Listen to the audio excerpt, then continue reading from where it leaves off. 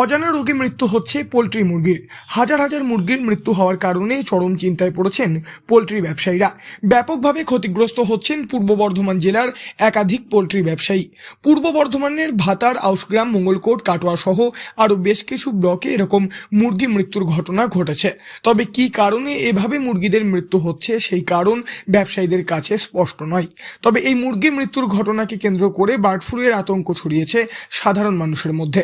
কিন্তু বিশেষজ্ঞরা জানিয়েছেন এটা কোনোভাবেই বার্ড ফ্লুয়ের ঘটনা নয়, অন্যান্য বিভিন্ন কারণে মুরগি মারা যেতে পারে।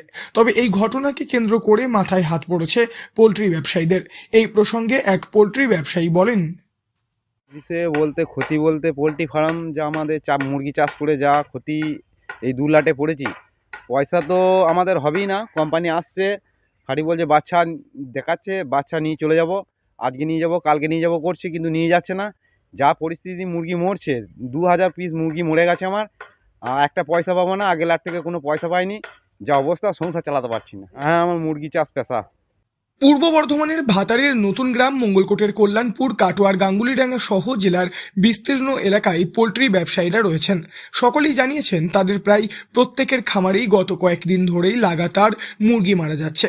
দেখা যাচ্ছে ছোট মুরগি থেকে বড় মুরগি সবই আক্রান্ত হচ্ছে। প্রথমে ঝিমুনির মতো অবস্থায় লক্ষ্য করা যাচ্ছে এবং তারপরই ধীরে ধীরে মুরগি মারা যাচ্ছে। এমতাবস্থায় কোনো চিকিৎসায় কাজে আসছে না। এদিকে জেলার বেশিরভাগ ব্যবসায়ী এখন কন্ট্রাক্ট ফার্মিংয়ের মাধ্যমে পোল্ট্রি মুরগি চাষ করেন। সেক্ষেত্রেও তাদের নিজেদের খাটুনি, লেবার চার্জ এবং তুষের জন্য বড় অঙ্কের খরচ সবটাই লোকসান হচ্ছে। এই বিষয়ে আর এক ব্যবসায়ী জানিয়েছেন, এই ক্ষতি বলা যায় না। হ্যাঁ, এই মানে 2,500 সেট ছিল, 2,500 সেটের মধ্যে এই 15 দিন বয়স থেকে মুরগির মধ্যে শুরু করছে কি রোগ, ওষুধ পালা চলছে, কিন্তু ওষুধ পালার কোনো কাজ করছে না। কোম্পানিরাও বহু চেষ্টা করছে যে পাখিগুলোকে টিকিয়ে রাখার জন্য, তাও কিন্তু টিকে না থাকলে ওনারাই বা কী করবে। এই সঙ্গে এইগুলো মানা যায় না, মানে ফার্ম পাখি শেষ হয়ে যাচ্ছে।